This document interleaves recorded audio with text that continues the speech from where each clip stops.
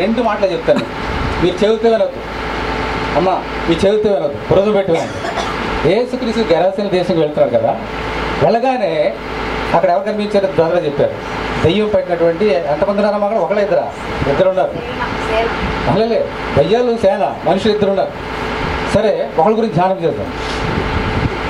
దెయ్యములు, భయంకరమైన దెయ్యములు పట్టినటువంటి వారు అక్కడ ఎలాగా బంధించడానికి ప్రయత్నం చేశారు. గెరాసిన దేశంలో వారు సంఖ్యలతో బంధించారు, బట్టలు లేవు, ఆల్మోస్ట్ నేకెడ్, సమాధుల్లో ఉండేవాడు. ప్రభువును చూడగానే దెయ్యాలకు ఆకలి పెట్టినాయి. అయ్యయ్యో నశింపజేయడానికి వచ్చేవాడంటే సరే పందులో కొన్నట్టు పోయి చచ్చిపోయాయని ఆయన. సరే, తర్వాత ఏం జరిగింది? అతడి గురించి ఒక చక్కని మాట ఉన్నది చూడండి. అప్పుడు దయ్యం, లూకాసు వార్త 8వ అధ్యాయము చాలా హృదయం పెట్టానండి, 33. అప్పుడు దయ్యముల మనిషిని విడిచిపోయి పందులలో చొచ్చాను గనక అమంద ప్రపాతం నుండి సరస్సులోనికి వడిగా పరిగెత్తి ఊపిరి తిరగక చచ్చాను. మేపుచున్న వారు జరిగిన దాన్ని చూచి పారిపోయి ఆ పట్టణంలోనూ గ్రామంలోనూ ఆ సంగతి తెలియజేసి జనులు జరిగిన దాన్ని చూడవెళ్ళి యేసునొద్దకు వచ్చి చదాతి వినండి. దయ్యములు వదిలిపోయిన మనుష్యుడు బట్టలు కట్టుకొని స్వస్థ చిత్తుడై యేసు పాదములతో కూర్చుండ చూచి సంతోషించిరి అని బైబిల్ లేదు. ఏముందమ్మా అక్కడ? చూచి భయపడిరి. ఇప్పుడు మాట చెప్తున్నానండి, ఇది చర్చ అనుకుందాం. చర్చ ఉంది, ఇద్దరు మనుషులు ఉన్నారు. ఒక వ్యక్తి దయ్యం పట్టినాయి, బ్రదర్ రమేష్ గారు ప్రార్థన చేయడానికి వచ్చాడు.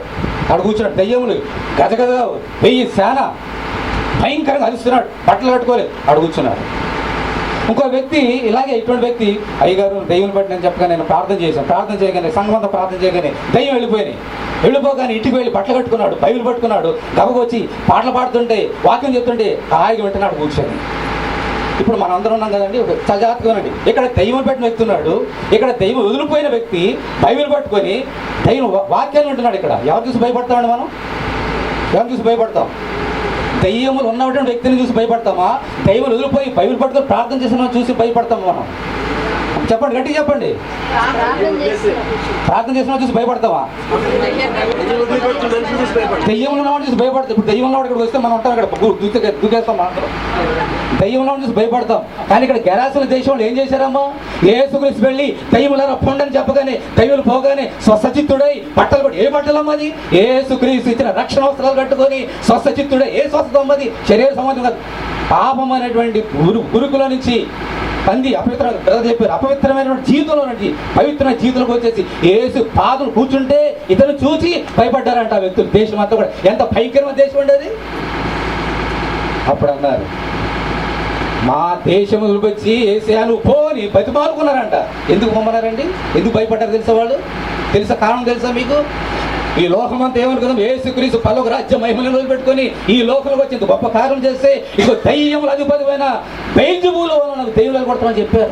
అంటే మీరు అనుకున్నారు దెయ్యములు ఈయన మాటకు లోబడుతున్నాయంటే ఈయనెవరు? దెయ్యములకు అధిపతి. ఇది దేవునికి మనం అనుకోలేదు. ఈ దెయ్యముల అధిపతి మాకెందుకమ్మా పొండని బతిమాలుకున్నారు. అప్పుడు ఏం జరిగిందో బైబిల్ ఏం రాయమందో చూడండి. ఏముందో ఎంత భయంకరమైన మాట రాయబడి తెలుసమ్మా? చూడండి 36. అది చూచిన వారు దయ్యములు పట్టిన వాడు ఎలాగూ స్వస్థత నందునో జనులకు తెలియజేయగా గెరాసిన ప్రాంతంలో నుండి జనులందరూ బహుభయప్రాంతులేరు గనక తమను విడిచిపోమని ఆయనను వేడుకొనిరి. ఇప్పుడు చూడండి ఎంత భయంకరమైన మాట. ఆయన ధోనికి తిరిగి వెళ్ళుచుండగా, ఎంత భయంకర మాట తెలుసమ్మది. జాతకం ఇదే గెరాసిన దేశం కదా, గెరాసిన దేశం ఉంది. యేసుక్రీస్తు వెళ్తున్నాడు. ఎవరమ్మా యేసుక్రీస్తు? నీతి సూర్యుడు. నీతి సూర్యుడు వెళ్తుంటే ఈ నీతి సూర్యుడు ఎక్కడ పడుతున్నాయమ్మా? ఆ దేశం గెరాసిన దేశం పడుతున్నాయి. అక్కడ వారి చీకటి ఉన్నటువంటి ప్రజలు, ఆ చీకటిలోనూ పాపం ఉన్న ప్రజల మీదకి ఈయన తన నీతి కిరణాల్ని ప్రసరింపజేయడానికి వెళ్తున్నాడు. వీరేమో బతిమాలకు వెళ్ళిపోమని. ఇప్పుడు యేసు అక్కడ ఏమన్నా మాట, 3 అక్షరాల మాట ఉంది. ఏం తెలుసా? గమనించారా? యేసు తిరిగి ఇలా తిరిగాడు, వెళ్ళిపోతున్నాడు. ఆయన గెరాసిన దేశం వెళ్తున్నప్పుడు ఈ నీతి కిరణాలు ఎక్కడ పడ్డాయి? ఆ దేశం. ఇప్పుడు తిరగగానే ఎక్కడ పడుతున్నాయి కిరణాలు? అక్కడ పడుతున్నాయి, ఎక్కడ పడుతున్నాయా? అంటే అక్కడ దేశం ఎక్కడ ఉన్నది? చీకట్లో ఉంది. ఆ తర్వాత ప్రజలంగా చెప్పాడు కదా, ఎవరెవరో వచ్చి బాగు చేసిన తర్వాత యేసు ఎప్పుడైతే తిరిగి వెళ్ళినాడో ఆ నీతి కిరణాలు ఇటు తిరిగిపోయి, కిరణాలు ప్రభు కిరణ్ గారు గుర్తొస్తున్నాడు, కిరణాలు అటు తిరిగిపోయినాయి. ఆ దేశము చీకట్లో నిండిపోయింది. అంత మాత్రమే కాదు, ఇంకా సాధ్యం మాట, దేశం అక్కడ ఉన్నది. తిరిగి అక్కడ ఉండిపోయాడు యేసుక్రీస్తు. దోరేకి వెళ్ళిపోతున్నాడు. ఆ దేశానికి యేసుక్రీస్తు దగ్గర దూరం వెళ్ళిపోతున్నాడా? ఆ దేశానికి యేసుక్రీస్తు దూరం అయిపోయాడు. నా సోదరుడు, నా సోదరుడు, యేసుక్రీస్తు గురించి లోకం భయపడవలసిన అవసరం లేదు. మన భారతదేశం భయపడుతుంది అయ్యో వేరే దేశంలో దేవుడు అని. అనేక మంది భయపడుతుంది. మనం భయపడక్కర్లేదు. మన రక్షకుడు, మన ప్రేమించినటువంటి దేవుడు, ఆయన మన ముఖం మీద చూసాడా, నీతి కిరణాలు మన మీద పడినయ్యా, మన పాప బతుకులిపోతే, పంది బతుకులిపోతే. ఎందుకు పంది బతుకులు తెలుసా? పంది వలే తిరిగి బురదలో పొల్లే మనుషులు మనం. ఆ తిరిగి పొల్లే పంది మనస్తత్వం పోవాలంటే ఏసు కిరణాలు మన మీద పడాలి. పడ్డాయా మన జీవితం మారిపోతాయి. దేవుడు మనందరూ దీవించును గాక. హల్లెలూయా. ఇంకెవరైనా మాట్లాడతారా పాస్ గారు?